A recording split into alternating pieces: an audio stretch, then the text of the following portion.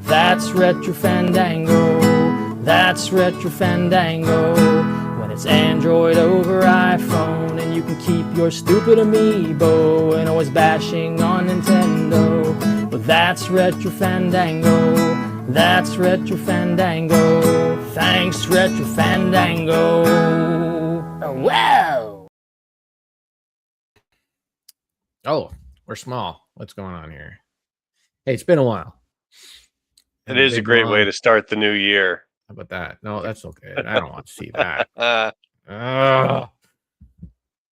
Stupid. How do I do this again? Oh, this. That's what we want. There we go. Yay. Hey. For the audio listeners, there was a little bit of a video hiccup at the start of the show, but it's all good now. It's not our fault. No. Technology. Yeah. What do you think of my changing things? What do you think of my Steve Miller look? All shaved. Look at you. You are very smooth. Yeah. Give me a profile shot. What's that? Oh, look at that. Yeah. That's something else. You know what? You might not notice this on the screen. Yeah, you could see it a little bit. You can see it a little bit, but so I got my razor all ready and adjusted the size and all that and got her ready to go. And I said, hey, you know what? I'm going to be proactive today and I'm going to start with my eyebrows because I trimmed back my eyebrows a little bit and I forgot to put the guard on and I went, that far right there. If I do this, I look fine, but I'm missing a little bit, just a little bit of eyebrow there. So there you go. You don't like big bushy eyebrows? Not really. No, they bother me a little bit. You know, they get a little too, Yeah, well, I have that problem. I have very thick eyebrows, and I will trim them up a little bit when they just feel like they're getting a little out of control. But I'm afraid to go too deep. Oh yeah, it would completely change my appearance. Yeah. Well, you have to worry about your appearance. I don't. Nobody cares. So nobody looks at me. I went to had an appointment yesterday at I was like, oh, I'm not going anywhere now. I shaved my eyebrow. That's it. I can't go anywhere. I can't go out in public. Nobody's looking at me. Nobody cares. Or if they do see me, they kind of like divert their eyes. They don't want to look at that. How was your holidays? Did you have holidays? Were they great? I had a holiday. Well, I had a holiday, but the rest of society didn't. I actually, I think it was the second time since I've been here, it just worked out where my last day of classes fell on Christmas Day. So I had to get up and go to work on Christmas. Oh, that's all fun. 50% of my Christmas was kind of lame, but the second half was nice.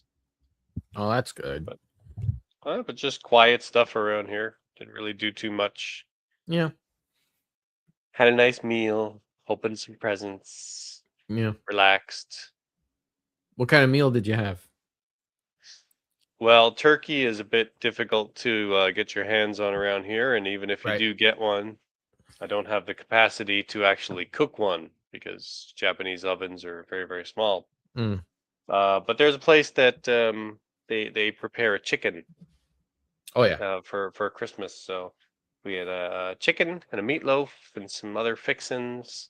And we order a cake because Christmas cake is a common thing around here. Okay. That was nice. Good stuff. Good. Yeah. You don't really celebrate Christmas that much, do you? No, humbug. I hate it. Hate everything. No. We had on our actual Christmas Day, it wasn't anything. It was just Sarah and I because my family they have my brother-in-law's mother comes over to be with the grandkids and all that. So we kind of just stay out of the way, let them do their own thing. My sister's family is a complete other. They're old. They just don't celebrate Christmas at all. So we had a quiet Christmas Day. Sarah did make a chicken dinner, with instead of turkey, we just had chicken and still did all the stuffing. I got some gluten-free stuffing and did all that stuff. Whoa, how do you do gluten-free stuffing? With gluten-free bread. Okay. There you go. Simple Right? enough. Just dry out some gluten-free bread instead of regular bread. Boom. There you go. So yeah, we did that, and we watched It's a Wonderful Life. Talking about bushy I eyebrows. wanted to watch that this year. I didn't get Mhm. to it. Talking about bushy eyebrows. Clarence has some serious bushy Well, eyebrows. he's got the old man eyebrows. We were like, hey, are those Clarence's wings? Is he just going to pull them off of the top of his eyes and fly away? It's so funny how that movie, though, is um, the America's favorite Christmas film, the classic Christmas film for America. And it's about a socialist who is trying not to be corrupted by the capitalist. Mhm. Does that make any sense on any level? Well, all I can say is that I know that movie is super popular because it was what was it? What was the thing? Nobody had exclusive distribution rights to it for a Oh, yeah. while, or the networks. Like everybody could air it, so it was on 100 times a year. Mm-hmm. Yeah. Still, people love it. People in America Hmm. love it. It's their favorite It's a Christmas great film. movie. It's a great movie. The message seems to be lost, though, in America. Well, what are you gonna do? Well, we're going to get to it. I do have a little time slotted for some current events. I Oh, do. I thought you would because things are a poppin', aren't they? It is insane. I do have a spin on it, though, that I think will keep you invested, a little bit interested. Really? I do. I think so. I think you'll like what I have I look up my forward sleeve. to your creativity. I know that. It's not really that creative. It's just I saw a video today and I thought, oh, that's it right there. Hmm. um, but I have been reading 1984 again I got my copy because over here. yeah, Oh, yeah. look, yeah, I do have it right You have the here. same I have a one? very old copy. Oh, okay. No. Mine is actually quite old as well. It's about a 20-year-old copy. Oh, I But got to be. let's see, when did this come out?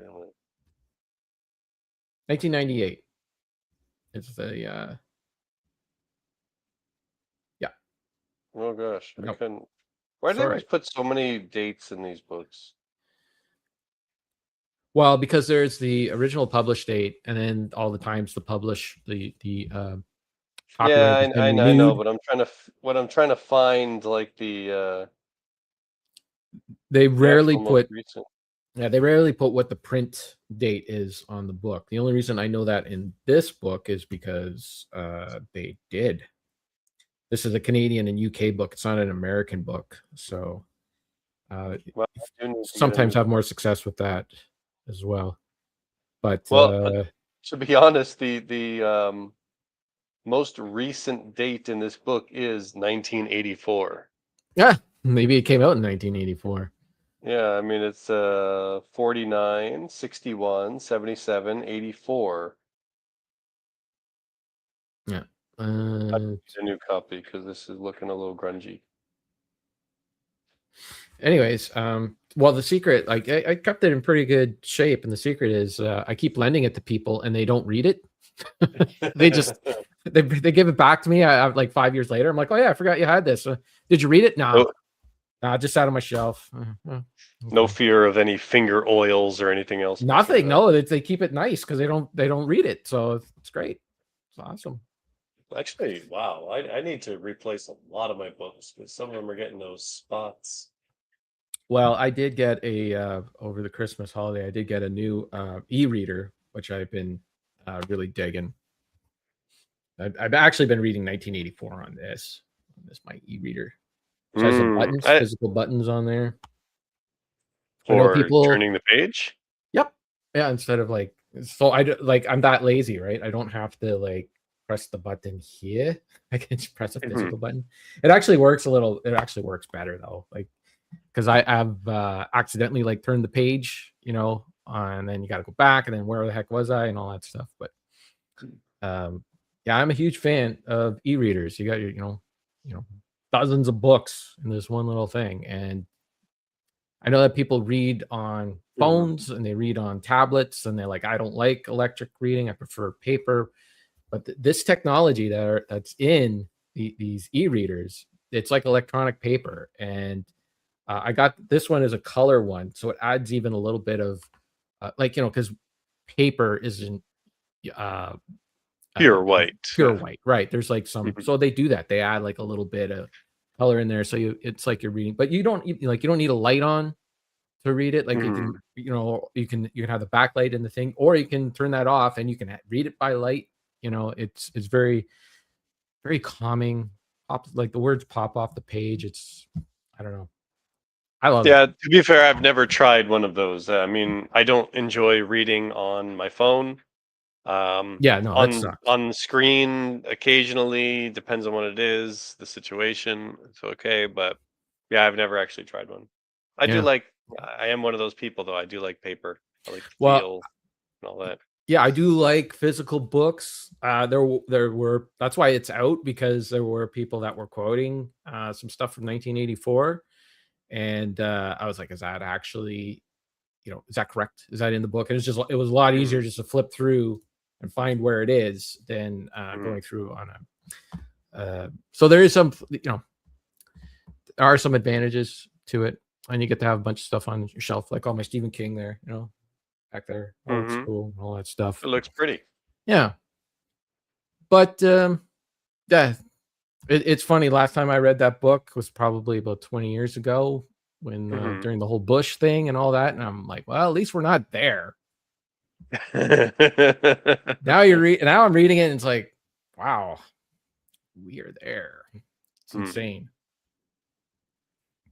But how about we talk about this movie first before we get completely sidetracked and derailed? Oh wow, we're jumping in. Okay. Yeah, why not? Let's do the movie. Okay, so the movie is Sorcerer.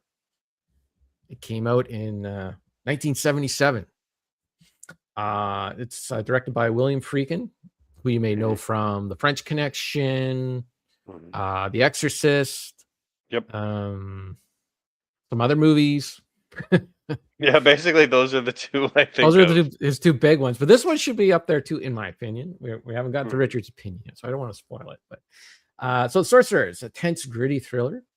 It's a loose adaptation of a French book by George Arnaud for it from 1950. The book's called The Wages of Fear. And it was adapted into a French film as well. So this is sort of a remake of a French movie. The premise is the story follows four men from different countries, each hiding from their past crimes. They end up stranded in a remote, impoverished South American village. When an oil well explosion threatens a local company, the men are offered a risky deal to transport highly unstable nitroglycerin across treacherous jungle terrain in exchange for a large payout and legal documents that could help them escape from their dead-end existence. The core of the film revolves around their perilous journey through jungles, mountains, collapsing bridges, and hostile terrain where the environment itself is the antagonist. This movie did not do well when it came out in the theaters. It kind of flopped. Part of that had to do with marketing. The other part had to do with the fact that I think Star Wars came out like a week or two before it. So if people were going to the theater, they were going to see Star Wars and not these people driving through the jungle. But since then, it has become a cult classic. I stumbled on this film because my buddy Frank bought it and watched it and said, I'll never watch this again. You want this movie, Kevin? And I said, yeah, I'll take it. I'll take a look at it. It was on sale on Amazon for $10. That's why I picked it up. So, and I watched it and I'm like, dude, what are you doing giving away this movie? I finished watching it and I wanted to watch it again. And yeah, I really enjoyed it. There was a big, I don't want to say it wasn't really a twist, but it was more, I'll say the first hour of the film, I was not feeling it. I was kind of really, really bored. Like, where is this thing going? And then once it got going, maybe about 45 minutes. So once it got going, it got going. So Richard, you ran out and bought it. You had to go to China I or did. something, right? To get I ran all the way to my mouse, and I clicked. Well, you mentioned it. You said, "Hey, you know this movie Sorcerer?" I said, "I do not." So I want to watch it for Fandango. So okay, let me look it up. And I just happened to stumble across a used copy, and I said, okay, click, click, click. It was a decent price.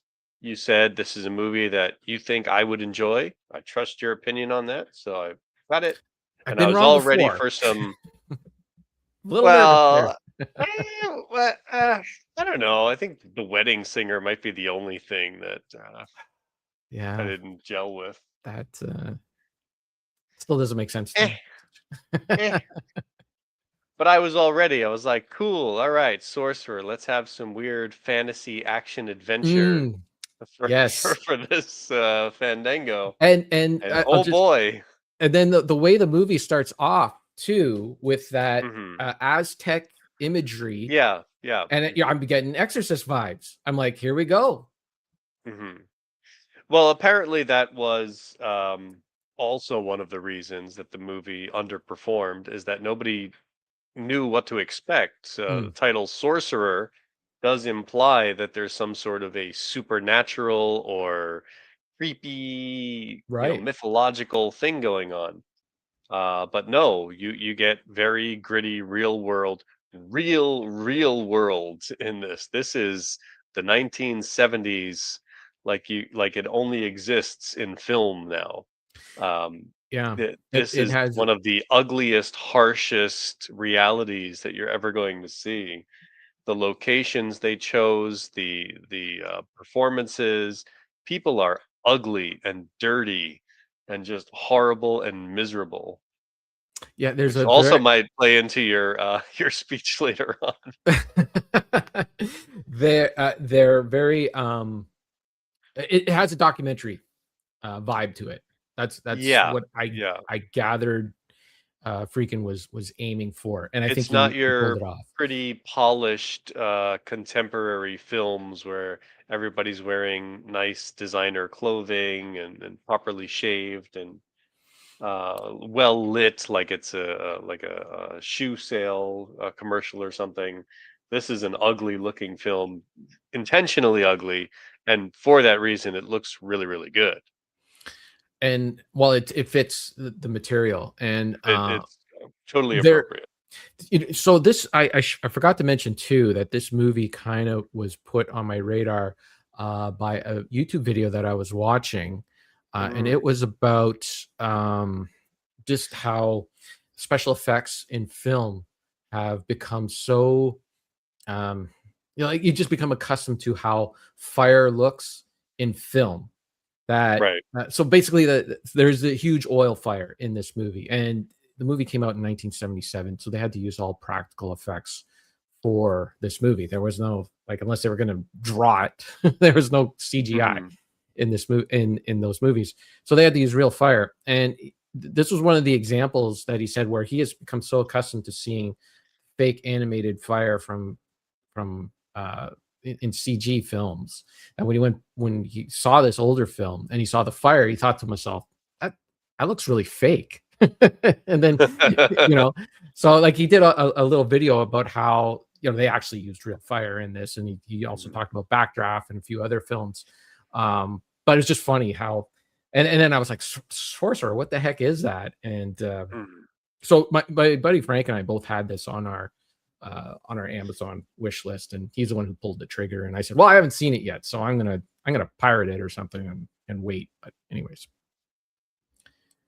Yeah, you this I was a little bit lower on that level there because prior to your mentioning this, and I'm talking like maybe a couple of days prior, I was watching a YouTube video of, they do those seven forgotten films or yeah, something like that, movies from the 70s that nobody remembers, cult classics, stuff like that.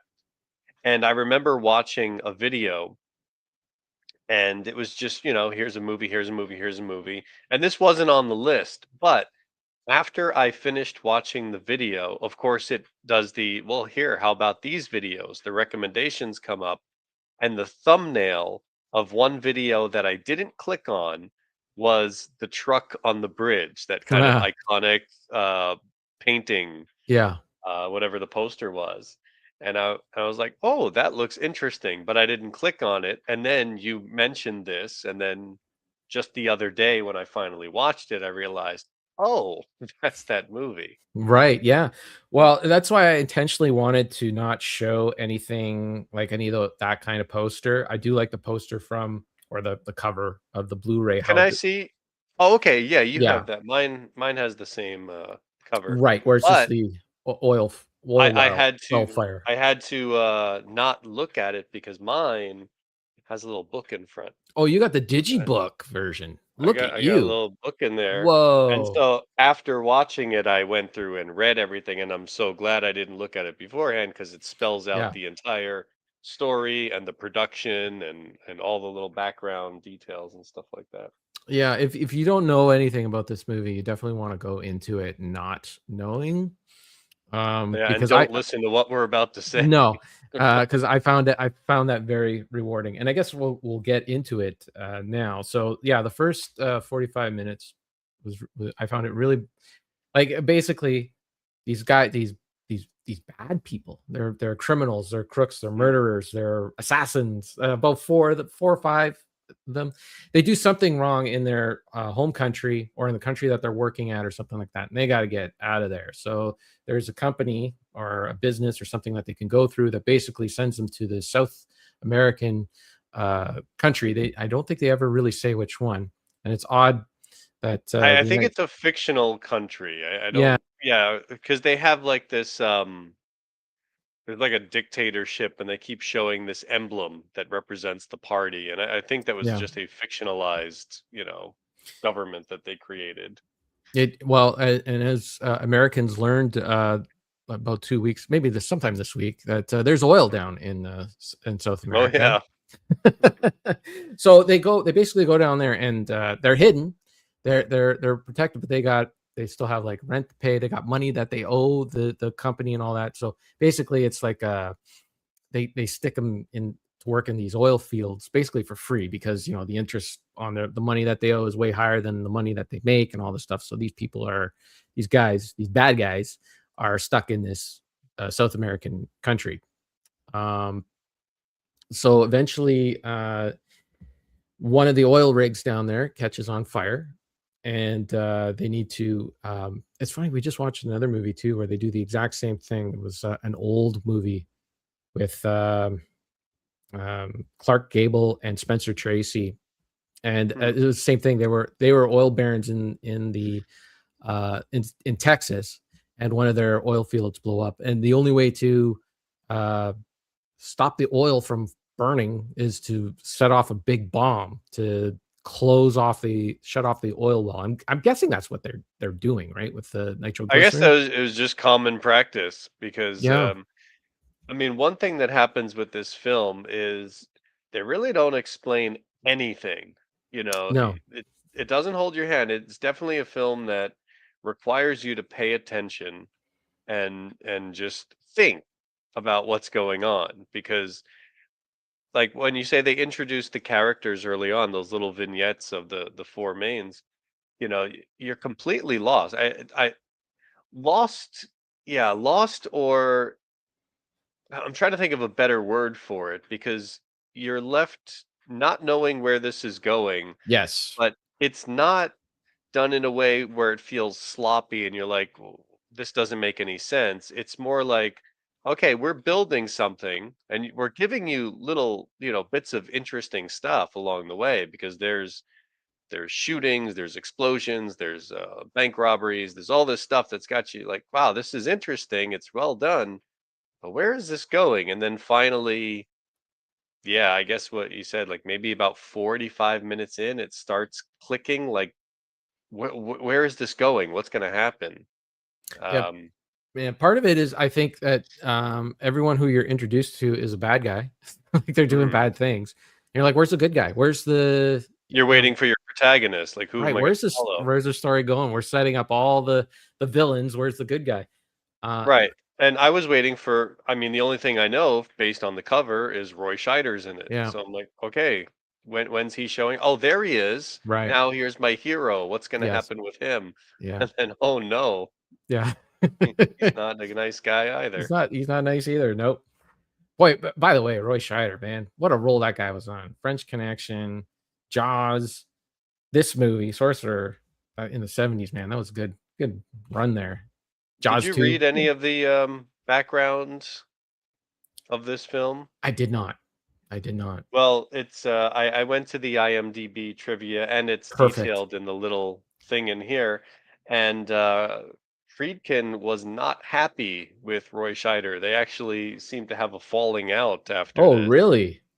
because Friedkin didn't want Roy Scheider in the film. He wanted he had a couple of other names of other people he wanted, and I think Roy Scheider knew it. Is like he wasn't the first choice, but the studio said they're okay with him because Jaws was really successful. Right. Yeah. Like, if you put him in, we'll do this. But Friedkin he said, well, he's a good actor and he did a great job. He's professional, but he just wasn't right for this film.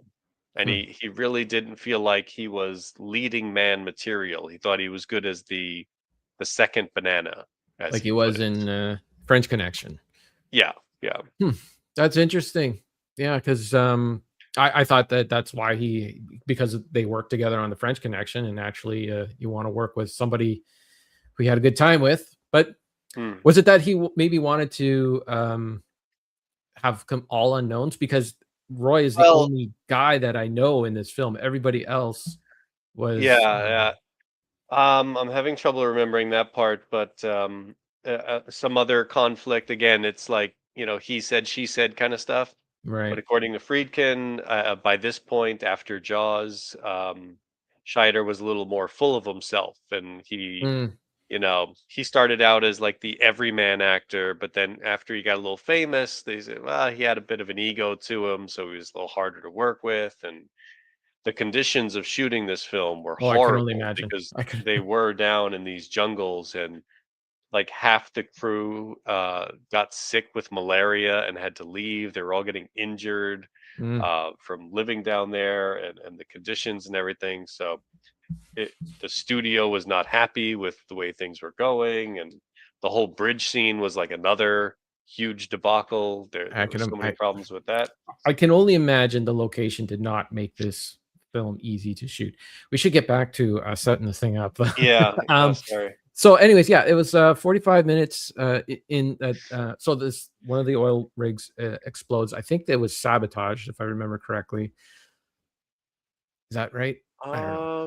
I don't remember. Anyways, it blows up. This movie has that 70s jolt editing where a scene will kind of begin and ends kind of abruptly, and the next scene starts kind of abruptly. Yeah. So you're having a conversation, and then you just cut to an oil rig, and then boom, it explodes. And like, we haven't seen an oil rig before this. I don't know what's going on. Right. Also, you really... characters talking over each other, which is a big 70s thing. Although in this film, not a whole lot of talking. No, very minimal. Lots of visual storytelling. Yep. Okay, so this thing blows up, so they need to close it off, and the company has some nitroglycerin stored somewhere in the jungle. It's a few miles away from where they need it, and it's been there for quite a while, and the nitroglycerin had separated from I don't know what it was there were cases of dynamite, but apparently that's right. What I learned from this film is if you don't roll the dynamite periodically, the nitroglycerin will settle and separate, which is what happened. So it was if you jolt this in any way, you're going to go boom. Right. But we need to get it, what was it, 218 miles through the jungle to the source. Right, because the company was too cheap to buy more dynamite. They just want to close. Yeah. I mean, I guess because they're paying them. I believe it was 8,000 pesos per Yeah, person. yeah. I don't know what that translates to. Or maybe they couldn't get the Um, dynamite because they're in a third world country or something. I don't know. That something like that. part was not fleshed out at all. But regardless, that's the premise. They got to get it over there. So the company puts out a thing. We're going to pay you 8,000 pesos to do this thing, and it was going to be enough money for these guys to pay off their debt, get some ID, different ID, and they'll be able to leave the country. So everybody who's everybody tried out. You had to be at a certain level of a truck driver. They would test you out and all that. And so these four guys who you're introduced to at the beginning of the film eventually become the truck drivers. There's rocket sauce. There's the reason why we Hey, do this live, sauce. because rocket sauce will show up. So yeah, what the heck was I talking about? They was on did a the roll. trials, and then the Oh four yeah, that's right. mains end up getting well, Okay, 3 of them get chosen. 3 of them get chosen. We're gonna get into spoilers now. So one of the bad guys who wasn't chosen decides to murder one of the guys so he could get onto the list, bully his way onto the list. And yeah, so then those 4 guys become the guys who are going to transport this nitroglycerin, which is very volatile. Like it will. So they actually have it in the back of these trucks. They got sand all around the thing to pack it in, so it doesn't move. Because if it jostles a little bit, it's going to explode. And they're not going down highways. They're going through these rural roads that are reserved for oxen and carts and maybe a car, maybe. And they're bringing them with these big, I guess, military style. They're kind of like larger military trucks, yeah. Yeah, like if you think back to MASH, there were the Jeeps and then the trucks. It was one of those. Sure, yeah. Yeah. So yeah, they got to bring those through, and these 4 guys that were terrible. They become the protagonists of the movie, and that to me was like the interesting part, is that it wasn't. It was the elements that they were going through in order to get to their goal. They do fight amongst each other a bit, but it was A bit, yeah. yeah. Especially when they get stuck with that fallen down tree. And then guns get pulled on each other a little bit in there too. So, but I through that first 45 minutes, I was totally like, I don't know where this is going. I don't know what's happening. I'm waiting for like some sort of ghoul or something like that, to like some Beelzebub or something to pop up. Right.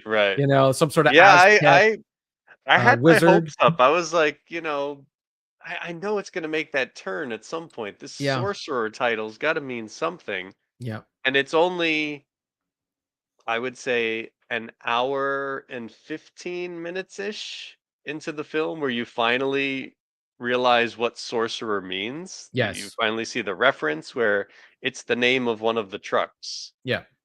And then I'm thinking like, okay, well, what's the significance of it being that truck?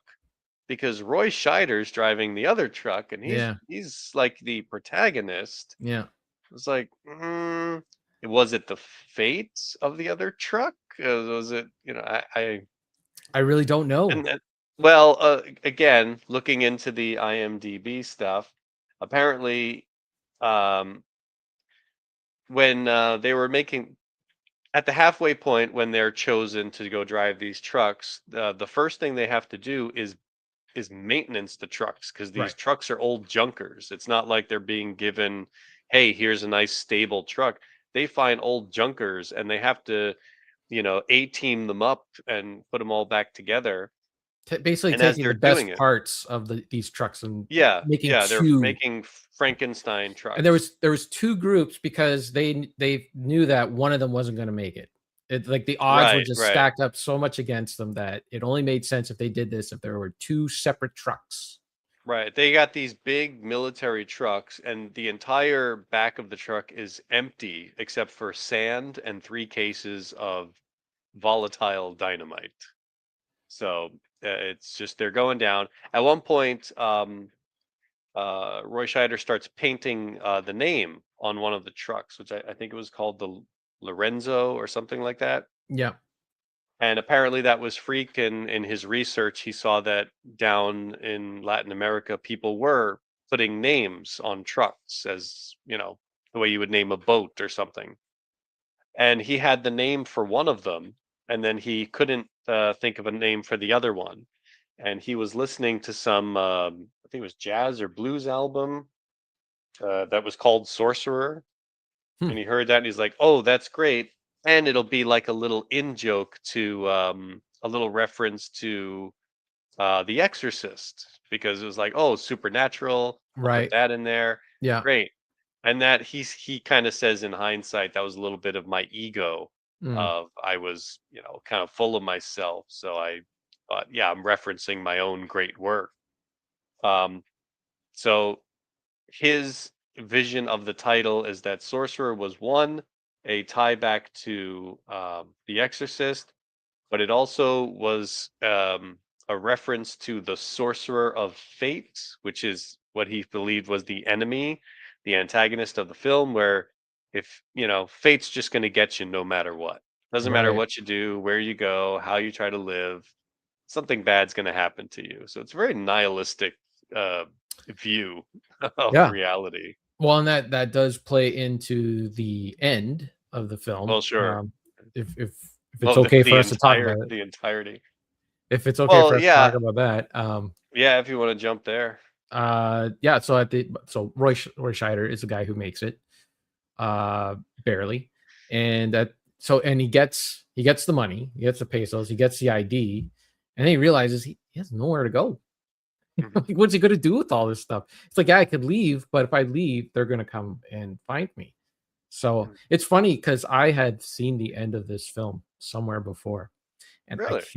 can't remember where. I don't know if it was on, like, I tuned into a movie channel early, and this was at the end, but I remember Roy Scheider in a bar, and he wanted to dance with any woman. He didn't care. He just wanted to dance with a woman. Like, I don't remember where I've seen it before. But yeah, basically he dances with a woman, and then turns out the guys that were looking for him end up outside of this bar, and that's how the movie ends. So Mhm. something's not nice is not going to happen to, or something not nice is going to happen to Roy Mhm. Scheider. But yeah, and I the tension through that last hour of the film, there isn't really much going on other than these guys are driving down this road with this very dangerous and volatile nitroglycerin, Mhm. but somehow William Friedkin makes it the most tense hour I have seen in Well, one of the most tense hours I've seen in film. it's just obstacle after obstacle after obstacle. It's the matter of, okay, you got to drive the truck and it's bumping all over the road, so you got to be careful. And this is the 70s. There's no communication. All No. you got is a paper map, and hopefully all the trail markings are there. Sometimes Yeah. they're not. Sometimes you go down this road, you go down that road. It's raining, it's wet, it's slippery. The roads are super narrow. At one point, the trucks are like dipping in, like they're kind of falling off the road, or the road is giving way, and Yeah, they're on, it like, the looks like, side all of right, a mountain, side of a hill, and it's yeah, the road yeah. is barely holding the trucks. Right. And then, of course, they get to the bridge. They get to this wonderful.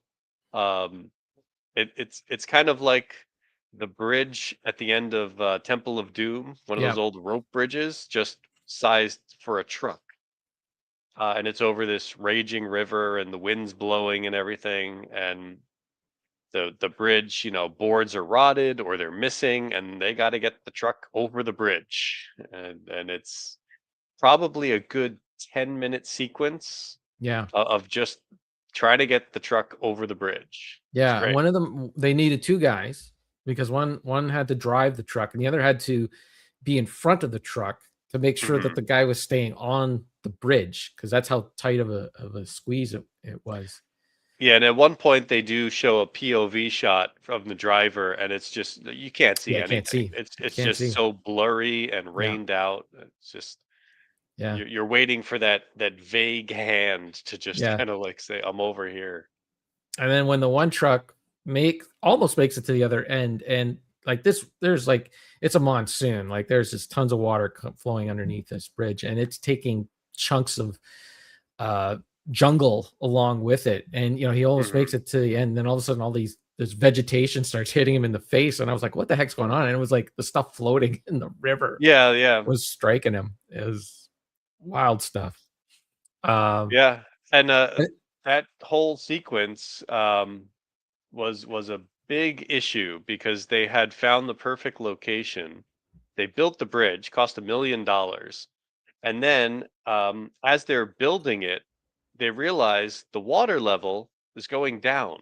mm, And they're like, huh, what's going on here? That's not supposed to happen. And for some reason, that river completely dried up.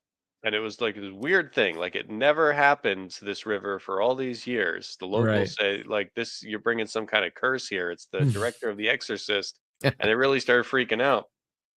But the river dried up. And then they had to scout, find another location. They had to dismantle the bridge, Oh my rebuild it goodness. over another river for another $1 million, and then that river also started to dry up. No. Oh my god. It's one of those, like, you're not going to believe this, but they say, look, no, this is actually what happened. And then it got to the point that the river, which was originally like 12 feet deep or something, was down to about 18 inches. And they're like, Huh. this is pathetic. This doesn't look anything like it's Right. supposed to. So all that monsoon was water cannons, air cannons, helicopters, whatever it took to blow it. Wow. Totally effective because it Yes. looks like a nightmare. Yeah. Wow, that's amazing. And yeah, the decision in the film to never really explain anything worked, I think, a lot for the tension. Like, at Oh no yeah. point does a character say, "Hey, there's a bridge coming up," or "Hey, we're gonna have," like, they just get there Yeah. and this is Everything what we just have to happens, cross. and Yeah, there will be situations where it's like a decision is made by one character, yeah, and then you kind of anticipate the scene where, okay, we're going to go explain this to them and set it up, and yeah. no, it just cuts like, okay, Yeah, you're in. the other example of that is the tree, the big giant tree that falls across the road, and they Yeah. can't get around it because it's swamp on either end, so they're gonna fall in. They have a big confrontation there. I think at one point Roy Scheider's like, "Yeah, we'll just cut our way through around here," and he's like He's in got the waist deep machete. He's or just like, yeah, the water's like up to his nipples, and he's like, "Yeah," and like, "No, this isn't gonna work."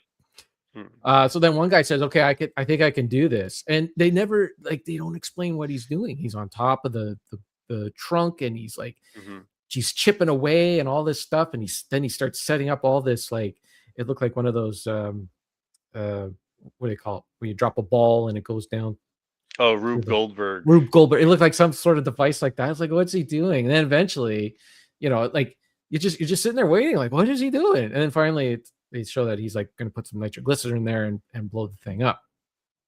Yeah. Um, Well, I mean, that's the benefit of paying attention. He's the guy at the beginning who mhm. bombed a bank or something. Yeah, that's right. He's a You long know, guy. Yeah. and it was just like, oh, to be honest, I saw that coming. I Oh, was you like, did? oh, I didn't. I had no idea what the heck he was doing. well, they everything was set up. It's not they don't say a lot, but everything was set up properly because they had when Roy Scheider had the line about the two trucks, he's like, "Hey, each of us is carrying three cases. It's only going to take one case to stop that. Mhm. What's with all the extra?" So I knew, okay, they could use that nitroglycerin, Yep. pop that Yeah, yeah. tree, and they got the guy who knows bombs, so Yeah. worked Yeah, out. that's right. No, I didn't pick up on that. I just like I The didn't know o- what the heck he was doing. the only time where it felt like they were doing they're talking for no reason was with the second truck, the French guy, who they're driving along, and then he pulls out the watch that his wife had given him, Yeah, yeah, and he yeah. starts doing the like, Yeah. my wife, the last day I saw her, she gave Yeah. me this, and it's like, this feels weird. They weren't talking like this before, and then, well, Well, they had to make you thanks, feel for him a thanks for little bit, being right? here. Yeah. I mean, if he just died, he'd be like, "Oh, that guy just died." But that the whole watch connection, everything, you finally connect It, to it, him a it little did bit. bring back just a little bit of emotion, Yeah, just to, humanity. 'cause like you Made him said, more. these are bad guys, and they're doing something kind of noble at the end, where they're transporting this, but at the same time, they're doing it for money. They're doing it Right. for their own personal gain. Yep. There is a little tacked on thing where if the oil rig doesn't get under control, the whole community is going to go under because this Right. terrible town they live in, the only work there is the Yeah. people who work at that oil refinery. So Which does there is happen. like there is a little nobility there, yes, of they're kind of doing it for the people as well, but not really. No, they were doing But it it for it does themselves. give that Yeah. just little bit of, okay, you can care about these guys just a touch. Yeah. Uh, hold on. Just adjusting here my notes because I lost them. What the heck happened to my notes? I know, I this don't is know. great. Okay, here we go. Okay, so yeah, we discussed let's see, desperation and survival. Did we discuss that? Yeah, they were desperate. They're Kinda. desperate. Survival. Moral ambiguity. Moral ambiguity, sure. Yep. Well, that's a great thing that Friedkin liked with his characters, that everybody's got the good and evil. Yeah. He didn't like, any kind of. You're not going to get the Jimmy Stewart from It's a Wonderful Life, No. who's just like pure and noble. Jimmy Stewart and Claire. Yeah, I wonder if Clarence would do a background on Roy Scheider. If Roy Scheider was like, "Yeah, I want to end my life," and Clarence went back and said, Clarence might just say, "You know what? That might be a good idea." Yeah, save us all some trouble. So we got capitalism and exploitation in the film, Mhm. and the big thing. Well, there's man versus nature, and then the big thing was chance versus fate. Minimal dialogue, documentary realism, long suspense sequences. Oh, and here's the thing I meant to. The score. What'd you think of the musical score? Oh, the Tangerine Dream. Tangerine Dream. I, to be perfectly honest, nothing stuck out to me as too. being like, this is fantastic. There's quite a bit of mentions about it, the score, but I felt it was appropriate for what it was, but at the same time, nothing really stuck with me.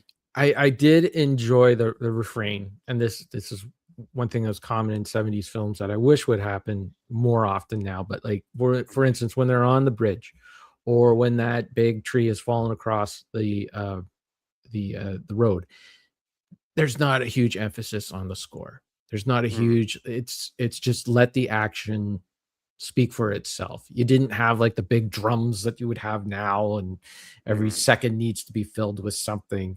And even at the beginning of the film, like, can you imagine? Like, there's just no way that this movie would be made at the level that it was made now without. There would have to be characters with quippy, with dialogue quips. And, Oh, sure. Like this was it. Like at the beginning, it's like, it's very much like you're just going through. Like, these people are interesting because of what they do, but they're not doing it currently. It was more like they're interesting for what they did, and then like, it wasn't until they started getting into the whole, we need to move this nitroglycerin across the jungle. That's where it starts to get interesting. It's very, I don't know. It just, there would be too much fear in just letting letting an audience sit and wait for something to happen. Well, yeah. I mean, that's typically you want to get the story started right away. You you nail down, this is what this movie is about. You don't get that until Because really Sarah and I, the like, we halfway were point.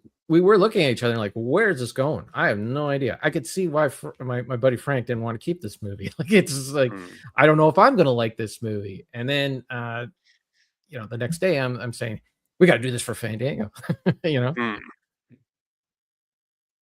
So overall, you enjoyed it. Glad you put it in your collection. Another point Yes, for Mars, man. absolutely. All right. Absolutely. You get a tally mark there. Yeah. Definitely enjoyed it. We'll definitely watch it again. But I'm with you. Yeah, I'd say the first 20 or so minutes, I had that, like, what is going on? Because it starts with an assassination in, I forget Israel? where, Is it Israel? Spain somewhere. Yeah.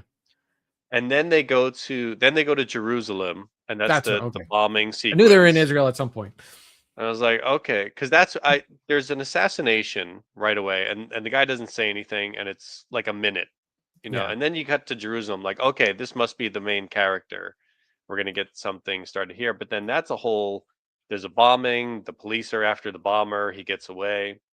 Then we're in France, and it's like, okay, this guy's committing bank fraud. Like, when is this gonna tie together? Like, it's Mhm. still something separate. Then you go to New Jersey, Elizabeth, New Yes. Jersey.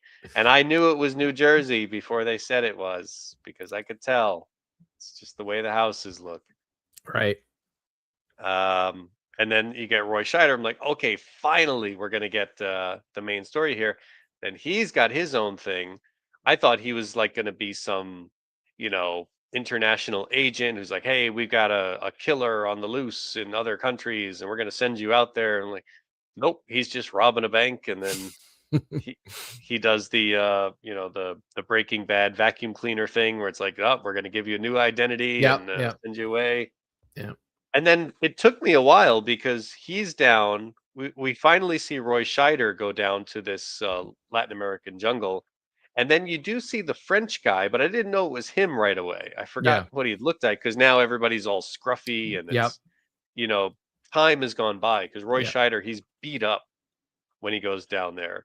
Oh, speaking of beat up, one of my favorite little details was there's Roy Scheider's doing a robbery at a Catholic church. They're stealing all the donations. Hmm. But there's a wedding going on, and the bride's up there with a black eye. Yeah. I just thought that was Only in Jersey, right? like a wonderful little detail of like that's the theme of this movie. Everybody's miserable. Yeah. There's Yeah. no happy endings for anybody in this. But then finally they go down in the jungle, and then you're like, okay, there's that guy. Oh, there's that guy. Now it's starting to make sense. Something. Right. Hey, Chris, we're talking. Hey, Was there a tape for this?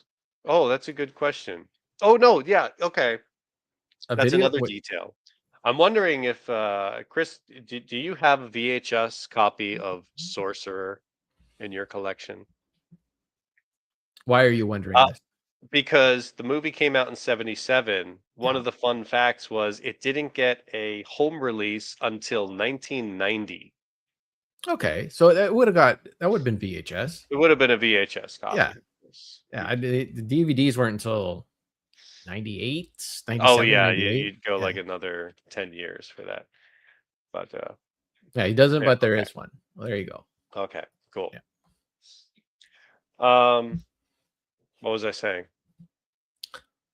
I don't know. No. I don't remember. I like the movie. I'm glad I Yeah. got it. I'm glad I watched it. But yeah, it was like when am I gonna like this movie Right. Yep. situation until it's like, okay, now I got it. And if I go Yeah. back and watch it again, all of that stuff's gonna flow. I'm like, oh yeah, look at that. I Yeah. can't wait until this happens. Yeah. Absolutely. Well, there But you yeah, go. it did not do well.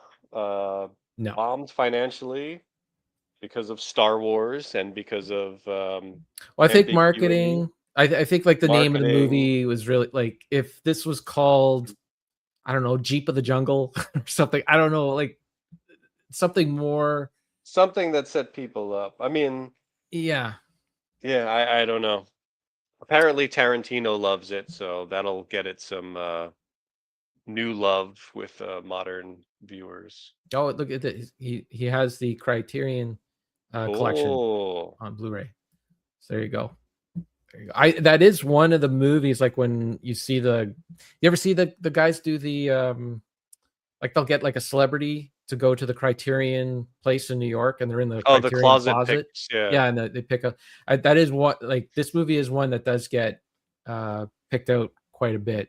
I have I not. never watched any of those. Yeah, they're quite interesting. Like because like it depends on who it is really, but some of them will like, oh yeah, this movie I worked with this guy on this movie and all that, and I've never seen his second movie or whatever, or they'll have stories about how they watched the movie when they were a kid or how it influenced some of their work or something like that. Those are always pretty good, entertaining, and they're not too long. They're about 10 minutes long.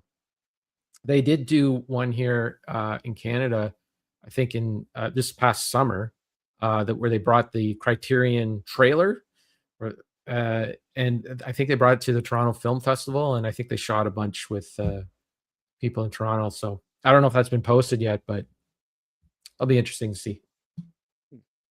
Okay. Okay, well there you go. I think Good we call. said Good I think we call. yeah I think we said everything we could about the film. If you haven't seen it, and hopefully we didn't spoil it too much for you, it's one of those movies that just caught me by surprise. It was not what I was expecting, and when I watched it, I was so glad. Like I went in not knowing anything. I love Yeah. not knowing. Absolutely. I love not to know. But sometimes you need that little bit of encouragement. And all I knew is that it was a good film.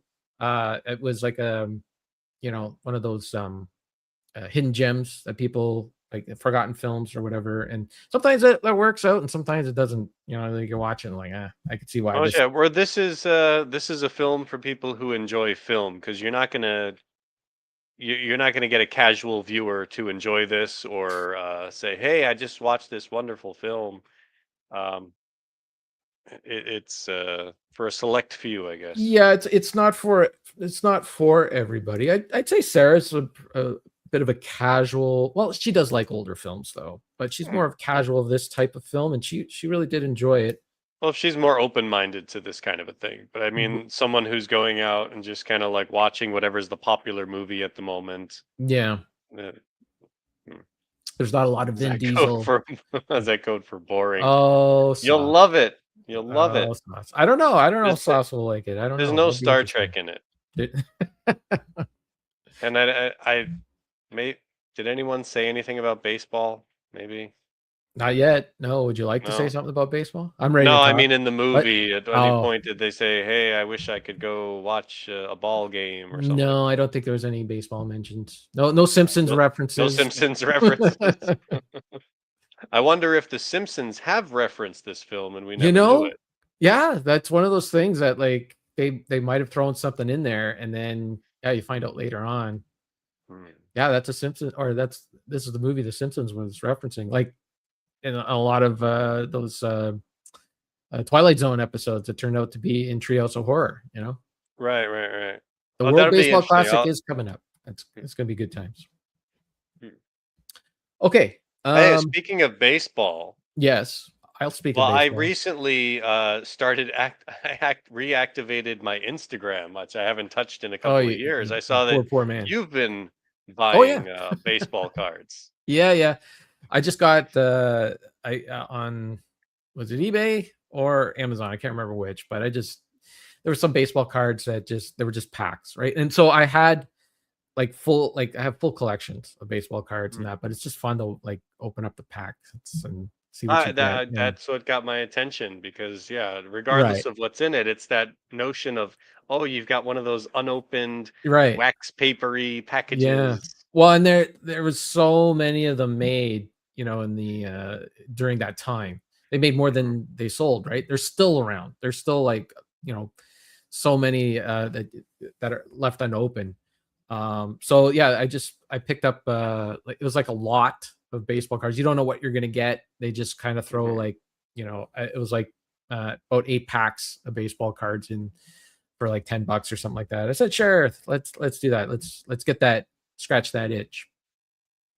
And I decided just to open them up on camera, just on my Instagram and on my Facebook, not the YouTube thing. Um, yeah, they're fine. They're fun. And I did get, is it here? I can't remember where I put it. I've already gotten some fan mail from it. People sending me stuff. Really? So yeah, so I have one more video from that series that I did. I recorded them all back in November, but then I had some computer problems and some phone problems. But now everything is all squared up. So I did my second to last video. I got one more video, and then I'm gonna be opening up some fan mail on the last Mm. video. So check me out on Instagram or Facebook if you want to see that. Will do. Yeah. Okay. Are we ready to talk about some current events? If you want to. Is something, Mm. well, Oh, Sauce enjoys. Thank you. Yes, thank you, Sauce, for enjoying the videos. Yeah, it's really disturbing what's happening in the United States right now, both domestically and foreignly. Foreignly, Hmm. domestically and foreign. Internationally, Internationally, sure. abroad. Them first of all, the invasion of Venezuela was pretty disturbing, and then Mm. going ahead and Greenland's going to be next, and we know when Greenland goes, Canada's going to be not far behind. The United States has this the administration Well, yeah, that I was gonna say there. Yes, the has administration. well, like to us foreigners, that is the United States, and Fair we enough. get it. It's not everybody in the United States, but it's really scary that they want to take over the entire Western Hemisphere. And when you have stuff that just happened 2 days ago in Minnesota, and people are like, well, why don't you just want to be? Why doesn't Canada just want to become the United States? And it's like, well, because it's stuff like that. You got guys going around. You know what's happening, right? You Hang understand? on. Oh my goodness. I gotta look up what happened in Minnesota. Oh geez. Well, the United States, they've gone from the world police, the shining hill, the city on the shining hill. Is that what it is? The Oh, this shining is city the on the ice hill. thing. Okay. Yeah, the ice thing. And now they're just complete pirates, thugs, murderers, and have no desire to be any part of that. And I really, like, I don't know what I don't know what to say. What can I add to the whole thing? Like, it's just everything that's said that needs to be said is said. A lot of the late night talk show hosts have actually been very, very much of a comfort to me, because they just kind of put this spin on everything that, I know that not everything's a joke, but it's just reassuring to have that, to see that not everybody in the United States thinks the way that they do. And it is really scary. It's getting down to like 1984. Like, you watch a video of a woman getting shot in the face, and then you got the people in charge that are going to investigate what happened, saying, oh yeah, this was nothing. The people were stuck in the snow, and the road is completely plowed, and this woman tried to run them over when she didn't try to run them over at all. And there was just the video released a few hours ago from the murderer, his actual phone, and they showed her face, and she was just sitting there smiling in her car, like, hey, I got no problem with you guys. Right? I think that might have been the last words that she had said. So the whole thing is just really sad and pathetic. And I do see that a lot of Americans do stand up. They do go out and protest, but something needs to happen. Like, this is just going to continue on.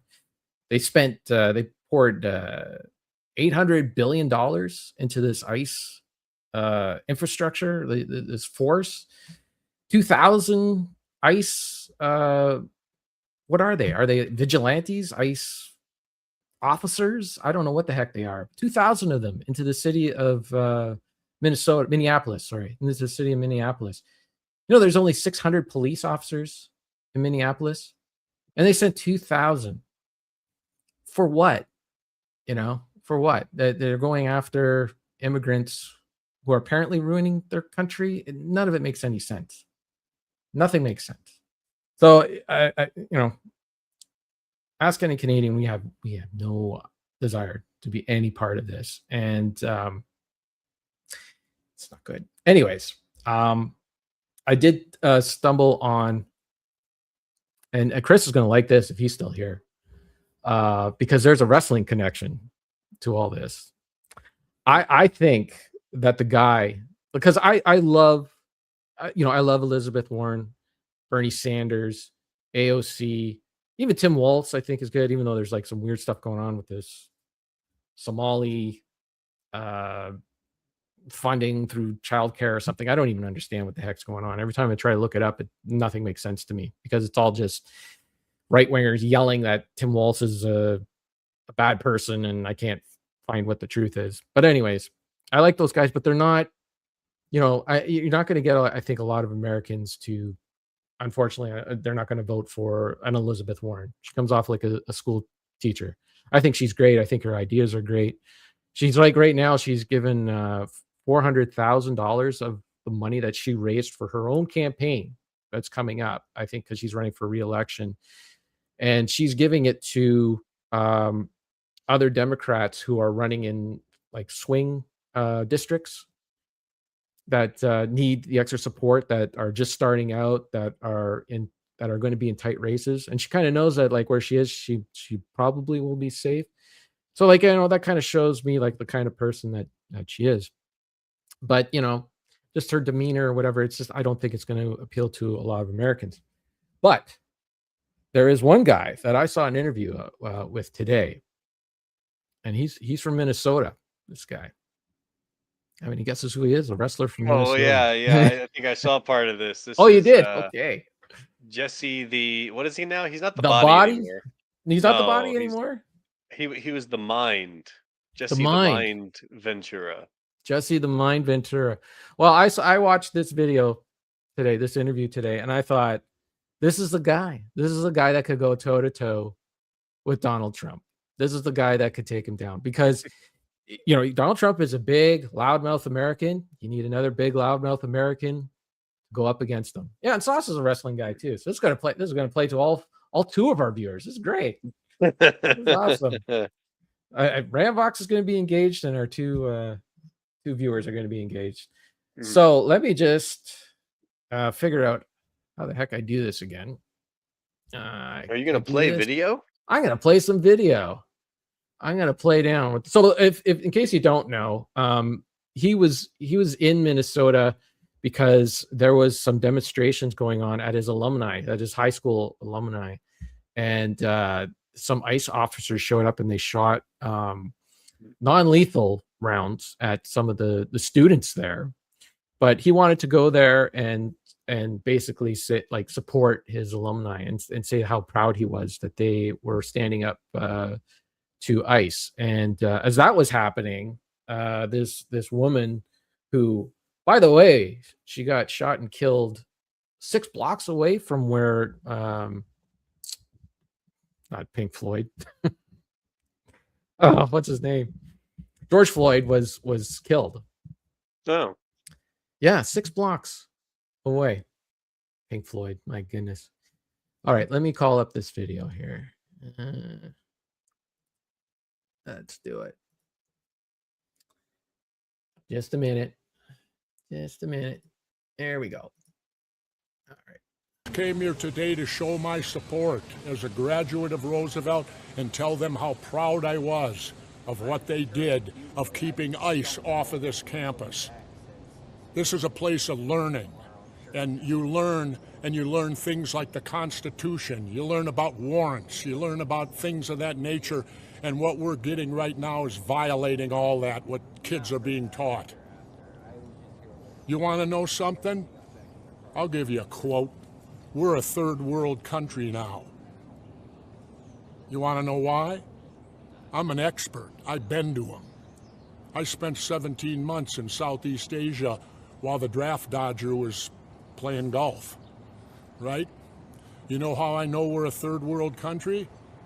Because in third world countries, they have the military doing their police work in the cities when you walk around. I was in the Philippines the day Ferdinand Marcos declared martial law and went under dictatorship. We went from nobody to a guy with a machine gun on every corner. That's what happens in a dictatorship. In comes the military. That's what's happening here. And people better wake up to it. You want to read something? Then read your history of Germany and start comparing the tactics of what happened in 1930s Germany to what's happening here.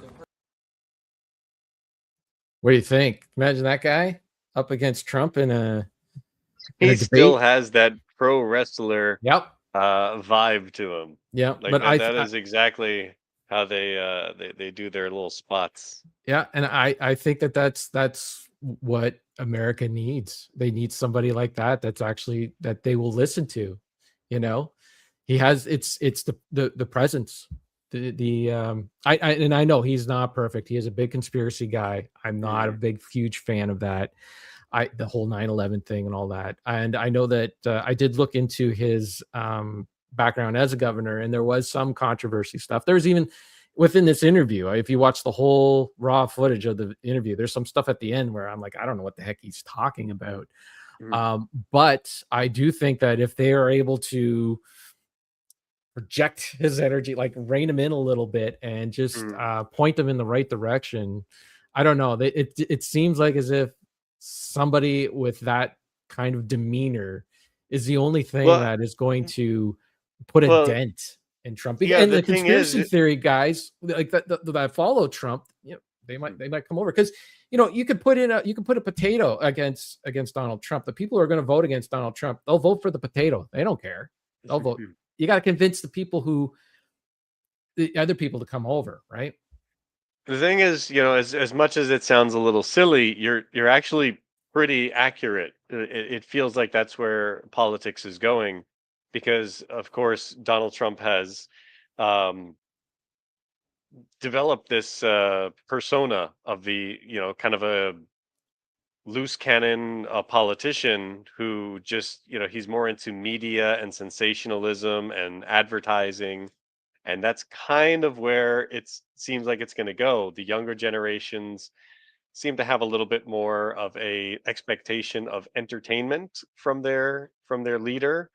So probably you're going to see a lot more candidates coming up trying to match that. The problem is they don't have a background with that. So if you have someone like Jesse Ventura, who's been a politician, but he's also been an actor, a wrestler, whatever, you know, you're going to get those weirdos, and it's going to turn into uh, President Camacho from Idiocracy.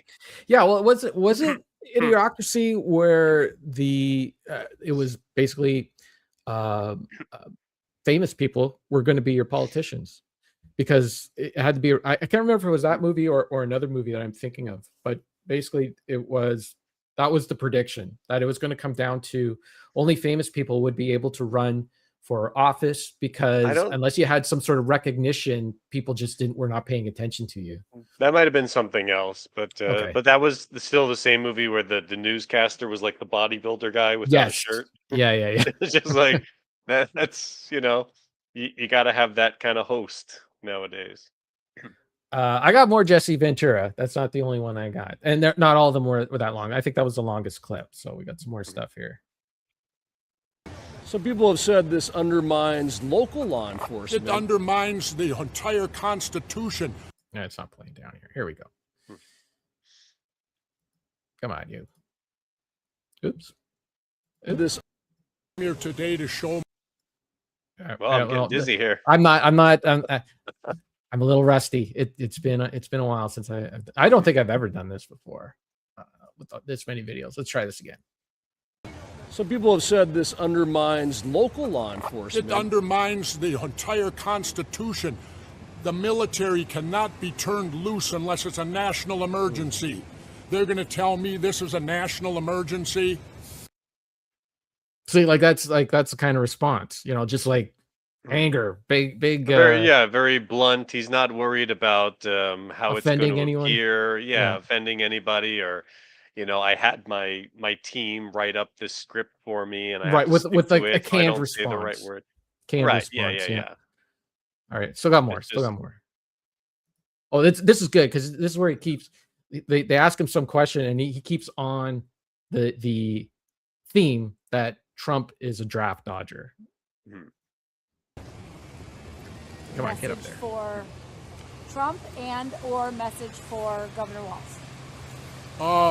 Who was that? You mean the draft dodging coward? I don't call him by name. He's the draft dodging coward who, when it was his time to serve his country, he did what all rich white boys did. I wasn't a rich white boy. I grew up in South Minneapolis. Most of me and all my friends are Vietnam veterans. We had to go. But the rich white boys never had to go, did they? And he didn't have to go, did he? And yet he's going to tell me what courage is?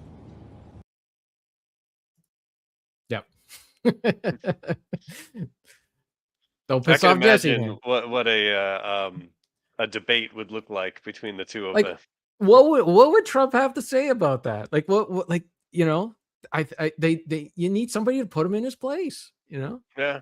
Well, that's the thing is his tactic is always to over talk or just kind of Yeah. keep dancing around, doing all the linguistic acrobatics and everything, trying to dance around everything. So if you have somebody who can match him with that, but also has some, you know, knowledge and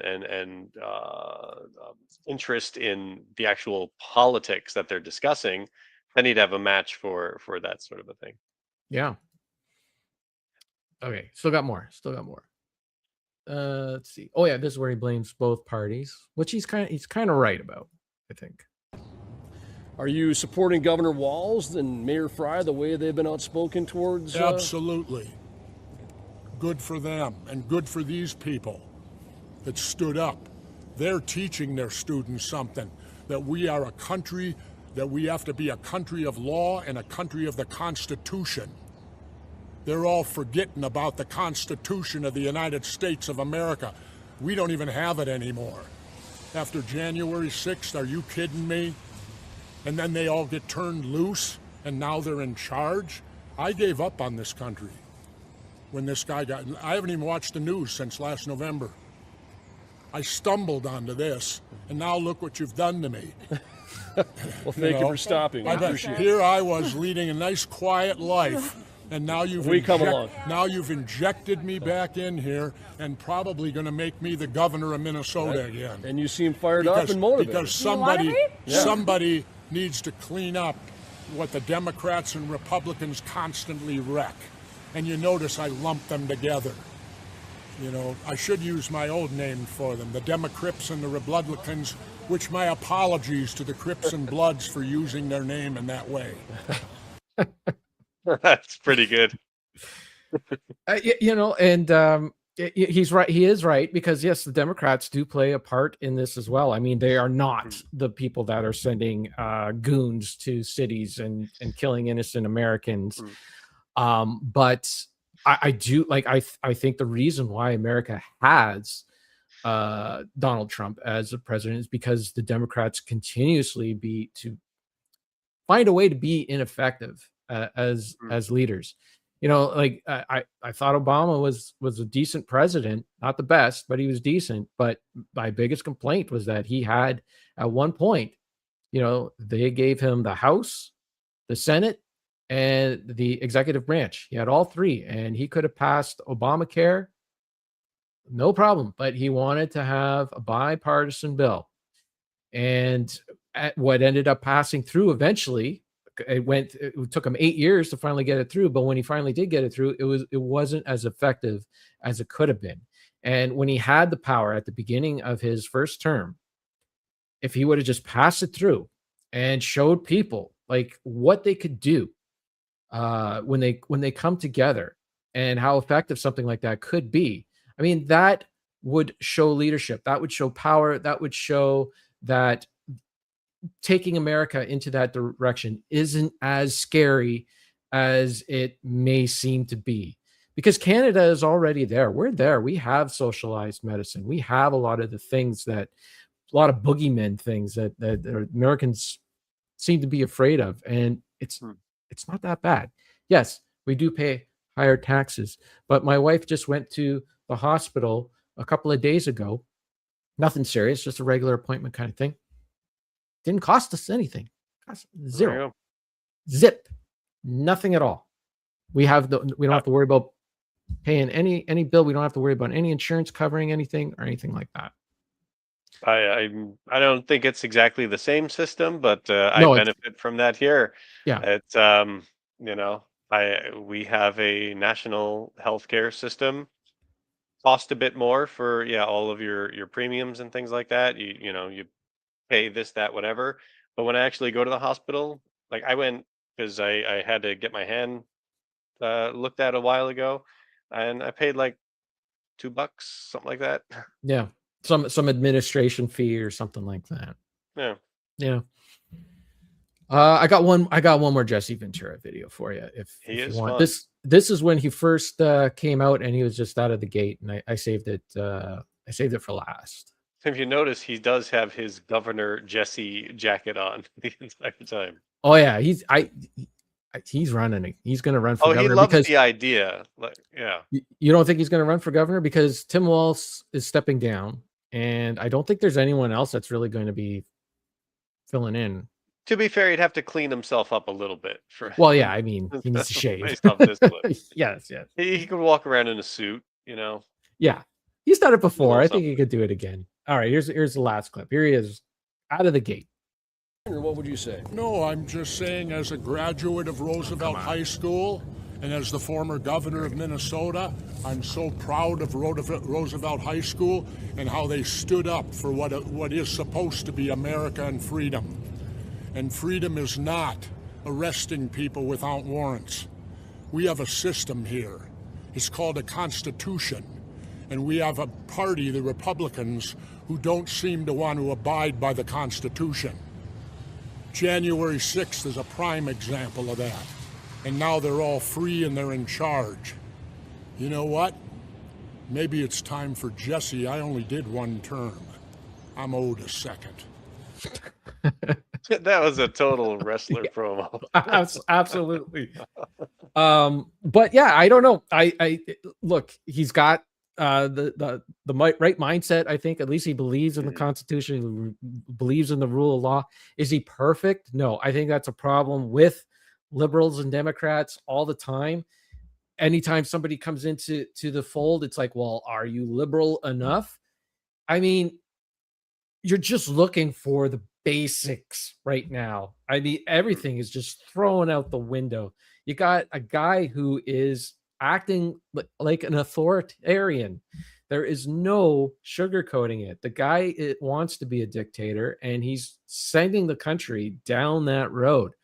And it's going to take the people of the United States to stand up and do something about it. So, you know, if it takes a person like Jesse Ventura to do it, and get rid of that guy, I mean, I'm for it, you know. Let him become governor. Let him run for president. And that's the other thing. Like, do you think that Trump is going to be gone in 2028? He's just gonna like, yeah, I'm out of here. Unless he's dead, he is going to be running again. There's absolutely nothing. And that election is not going to be fair. I think there's going to be some shenanigans going on. Big time. I don't know. Well, the thing is, even if he doesn't run, his influence will be there. He would constantly be the guy in the back. You know, it's like, well, maybe technically you're the next president, whatever, but he's like in every meeting. He's, you know, Jesse Ventura. Yeah. No. Just Trump. Yeah. Like, let's say another Republican from Trump's camp becomes the next president. Then Trump. I don't think his ego would allow that. His ego won't allow that at all. He wants this woman from Venezuela who won a Nobel Peace Prize to give him her Nobel Peace Prize. Give me that Nobel Peace Prize, and I'll let you be president of Venezuela, as long as you do exactly what I say, as long as you be my puppet. And he'll take that as a win. Like, he actually earned that thing, because he has absolutely zero concept. Like, the man is empty inside. He's got nothing but his ego to fill. He doesn't feel empathy for anyone but himself. And in his own warped view, that would be a win. As long as he gets the prize, as long as he gets the trophy, even though he didn't earn it, he did absolutely nothing to earn it. And the people who give it out don't want him to have it. That's completely inconsequential, as long as he has the thing in his hand. That's how much of a man baby toddler he is. And that's who's running the country right now. It's embarrassing. And then this whole business where, you know, you got these thugs, these goons going into the cities and just arresting people willy-nilly. And they they just killed two other people in Portland, Oregon, the yesterday, I think. And they said, I don't know, they were killed by Border Patrol, which I guess works with ICE or something. It's scary stuff, and it's going to continue to happen. I mean, the people that they make these ICE agents, they're just like they're rejects, right? They can't get it. They can't get into the army. They can't get onto the police force, or they've been kicked out, or something like that, or they're they were in a militia or something like that. That's who they're attracting to this thing. People who are just want to go into cities and shoot other people, want to bully other people, feel bigger than another person. That's what you got. And then the message from the government is, do obey, do as we say. And if you don't and you die, well, it's because you didn't do as we said. That's basically what they're saying. And it's all right here in this book, 1984, by George Orwell. Like this was meant to be as a warning to people of what could happen if you let propaganda spread like it had in the 1930s Germany. And they're using it as a playbook. I mean, the stuff is right in here. Like Trump is like, he wants the Nobel Peace Prize. Peace. Because he's the peace president, because he stopped 8 wars that he just made up in his own mind. They don't exist. And then he goes to war with Venezuela, and he wants to go to war with Greenland, and he wants to go to war with Denmark, and he wants to go to war with Canada. It's right here in the words. It's right there. This is what Big Brother would say. War is peace. I know it's backwards. I should turn around, but that's what it says. War is peace. That was the very first message that Big Brother tells the people of Oceania. War is peace. And that's what that guy is doing.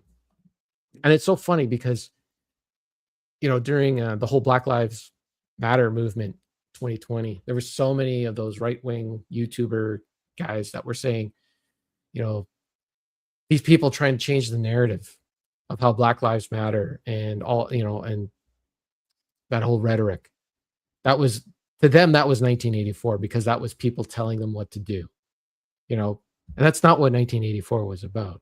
1984 was about the government telling you what to do, the government telling you how to think, the government telling you that if you don't think this way, we're going to end your life, or we're going to make it so miserable for you until you do change your mind.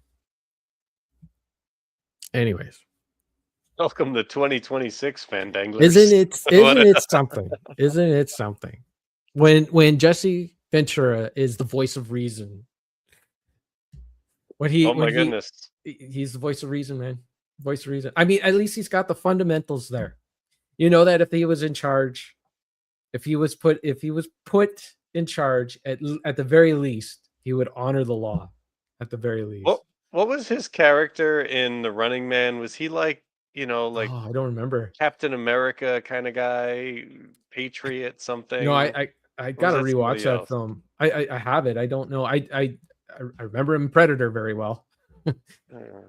If it bleeds, we can kill it. Well, him and Old Painless, yeah. Yeah. Great movies. Captain Freedom. That's who he was. Okay, yeah. I actually forgot that he was in that. I think he had a fight scene that was cut. Oh, it was I think he was supposed to have like a big fight scene with Schwarzenegger, but I think it got cut or something. Is it on the extras? Maybe it's on the Blu-ray extras. I don't know. You put him back in his Captain Freedom costume, and anything. Pick him up in front of set him up for a political debate. Anything so Canada does not have to go to war with the United States, because we don't really want it. We don't really want it. We just want to be friends. We're good. We just don't want to be in bed with you. We don't want to sleep with you. We just want to be friends. We're okay. We were enjoying our relationship before. And it's kind of funny because this whole tariffs thing and everything like that, it's kind of working in our benefit, because we've had a surplus in exporting goods, because countries that would normally buy from the United States are turning towards Canada and buying from us. And then we are also working out better deals for our imports through other countries. So we had like we were very much like in the United States. We had a deficit because we import more than we export. and this is the first year that it's actually kind of flipped around. So the stuff is kind of backfiring for Trump, but the whole 51st state stuff and all that, that's so like it'd almost be he'd almost be good for us if it weren't for that, if it weren't for the fact that he wants to come in and take all of our stuff, take all of our potash and our oil and our natural gas. I mean, that's what it's about, right? And it's so funny too, like when he took over Venezuela, and all like his little goons got on the state propaganda TV shows, and they were like, "Oh yeah, no, this isn't about oil. This is about freeing the Venezuelan people from tyranny, because this Mandano guy is like a huge dictator, and he's and then they asked Trump on his plane, and he's like, it's about oil. We're gonna get that oil fixed up. We're gonna get that oil fixed up, and then we'll worry about the people later." There's probably 15 people behind the camera going, no. I think they're too afraid to say no. They're too afraid to say no. They just let him say whatever he says. Friggin' sad. Well, between Sorcerer and 1984 and contemporary politics, you've set up quite a little perfect storm. Good episode. And don't forget, Jesse Body Ventura. This episode Jesse would not have congealed as well as it had if it wasn't for Jesse the Body Ventura. And I got other things I want to talk about. Like, believe me, I don't want to sit here and talk about this stuff. Look at all these Blu-rays I bought. I got a bunch of Blu-rays here that I'd love to talk about. But I got you know what? I got a stack here. I don't know if this ties in at all because I've never seen it. But just yesterday, I finally found a copy of Borat. Nice. That ties in perfectly. Does it? Oh yeah. I know I've never seen it, but the whole thing is he's posing as a foreigner to interview Americans to point out the flaws in American thinking, something like that, or contradictions, or more racism and anti-Semitism. Okay, I would say that'd be more. It's not there to make fun of the United States. It's there to make to point out the flaws in a lot of thinking in the United States. Right. Okay. Well, I found that for $1. So nice. I will check this out at some point. Yeah, he's got like an America jacket on. That's very Jesse Ventura-ish. Yeah, and homophobia as well.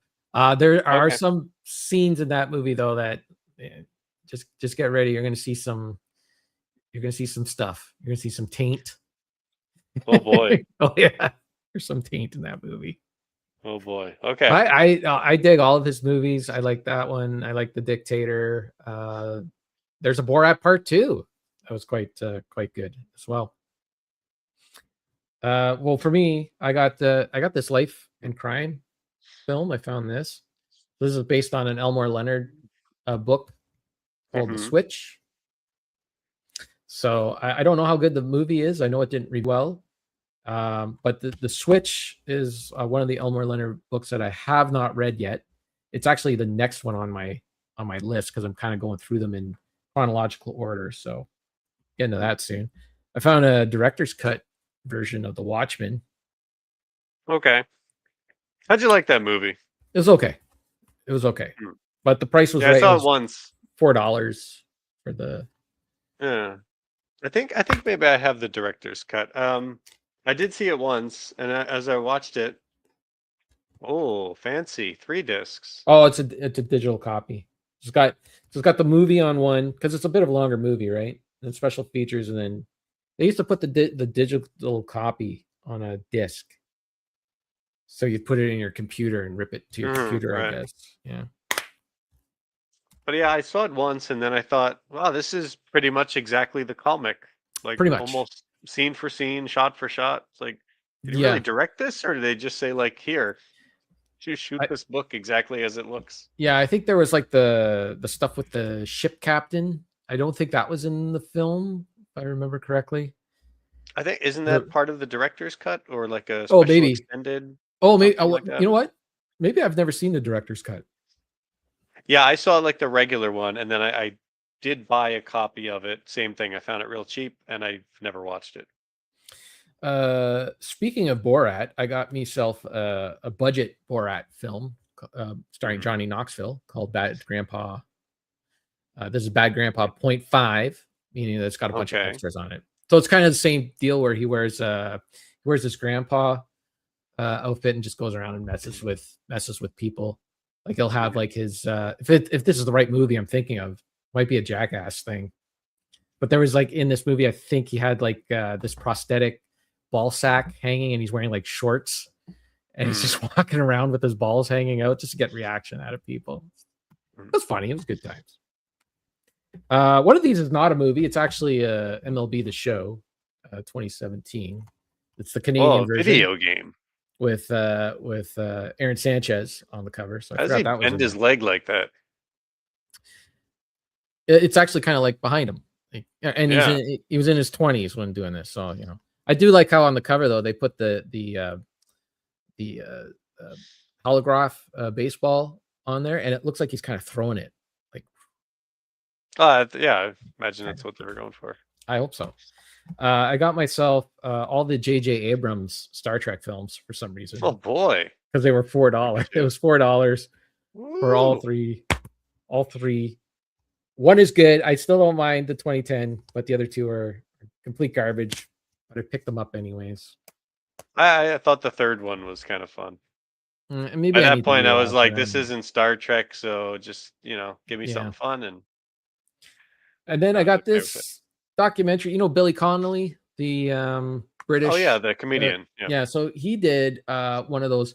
Like guy from Monty Python. John Cleese. No. Palin. Michael Palin will do like those. He'll do like those adventure travel shows. So Billy Connolly kind of does that too, and he did one through the American or the Canadian. Look at me, American. Oh, geez, the Canadian Antarctic. What's this? A voyage through Canada's Northwest Passage. So it's like a documentary kind of thing. But it should prove to be fun. There you go. So those were my recent pickups I had found. I got a couple more. So this might tie into what you were just talking about. I also found a copy of American Horror Story, which there you go. You want to retitle the episode to that? I've seen this on. Well, I've never watched it, but I've seen this show up on Netflix all the time, and I was like, nah. As soon as I could buy it for $1, then I was like, that's it. Okay. Yeah. And the case is pretty messed up. It's all destroyed at the bottom. And just before we started recording, I dropped it on the floor and broke off another little piece. So it's pretty rotting away slowly. But the discs are all in there and they look fine. So maybe I'll let me know. Let me know how that is, because I've never watched that either. Yeah. I did upgrade my 48 hours. I had it on a DVD, and it was a terrible quality. Where it's like really grainy, and it's one of those DVDs where you get the line on the edge. Oh yeah, kind of like this little sliver of like yellow or orange or something to stare the entire thing. Like, no, I needed to fix that. So yeah, I forgot that. What's his name? James Remar was the villain in this. Because I've seen him in so many other things, but he's really muscled up in this.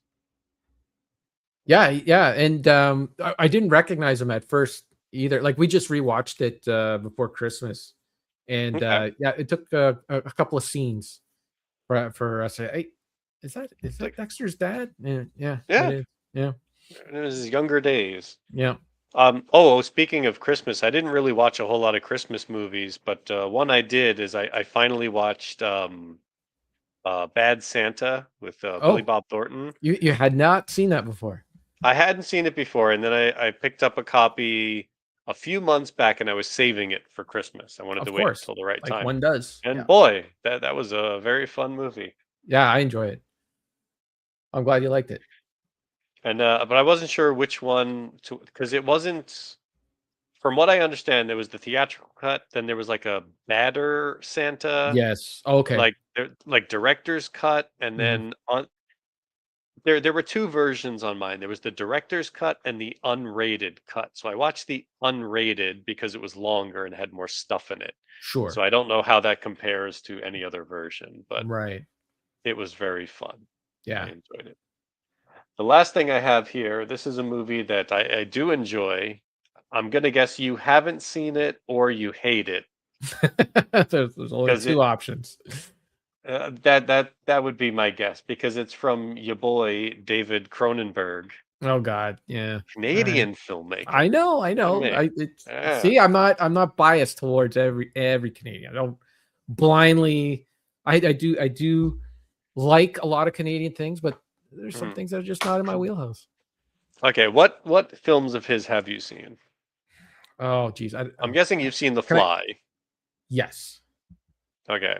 I have to look. I think because I kind of get him and Adam McGoyan mixed up, who's another Canadian. I think I tried watching. Was it Videodrome? I tried watching. Videodrome, Scanners. haven't I seen believe wasn't Okay. he the guy behind the that first Fantastic Four movie? Did he do that?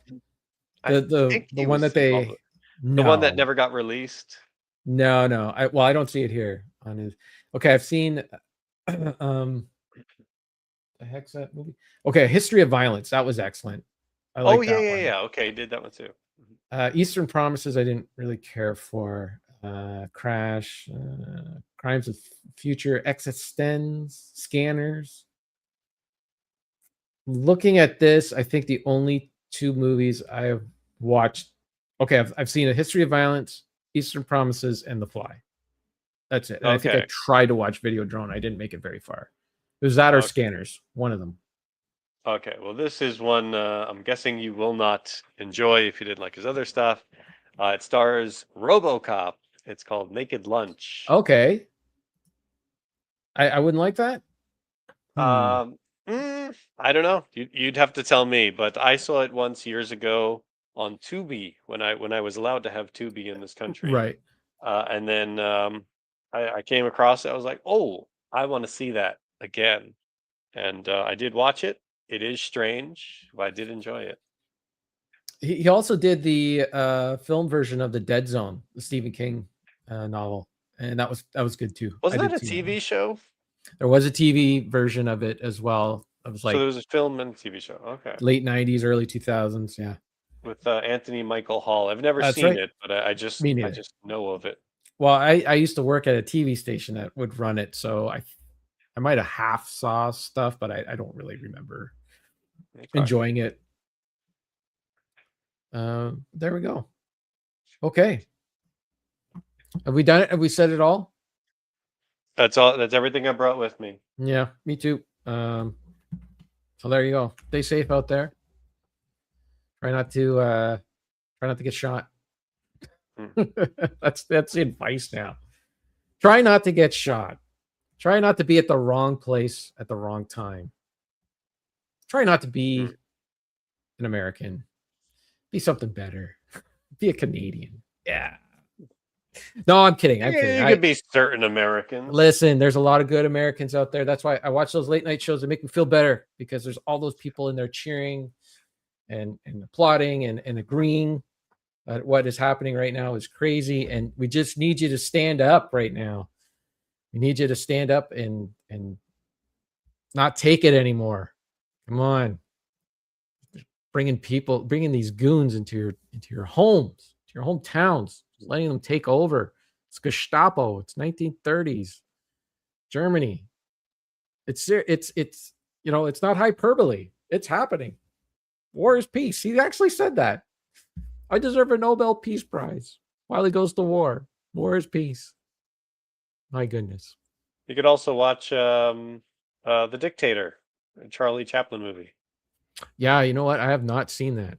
I've seen the Sacha Baron Cohen version, but that is a version you know what? I'm putting that down on my list. The Great Dictator. The Great Dictator. The Great Dictator. Mhm. Yeah. 1930, 40, whatever. It was And just before World War II, I think, when it came out.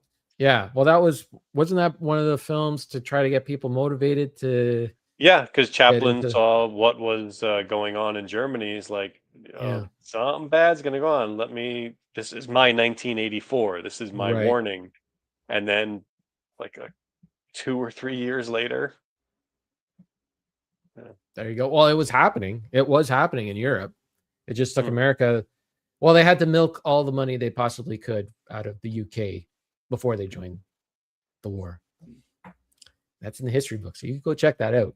They don't put it in the American history books, but if you look at the world history books, we know what was up.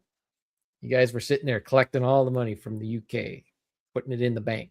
Then you finally decided, yeah, maybe we should join this war. Maybe we should get in. A little bit had to do with Pearl Harbor, but yeah. Okay. That's it. We've said it all. Solved the world's problems. Got everyone motivated to go out and do something. Do something positive. Do something good. Do something nice for your neighbor. If you can't do anything at all, if it's too much, turn off the news. Go outside. Do something nice. Do something nice for someone. Do something nice for me. Why not? I was I just could gonna use say, something when nice. it'd be nice if someone did something nice for me. Nah, do something nice for someone else. I'm good. Uh, I'm good right now. Okay, that's it. Landing the and go plane. watch Sorcerer now that we've spoiled it. Actually, you should watch Sorcerer. That is excellent. That's a piece of American entertainment that is quite good. I do like American entertainment. It's awesome.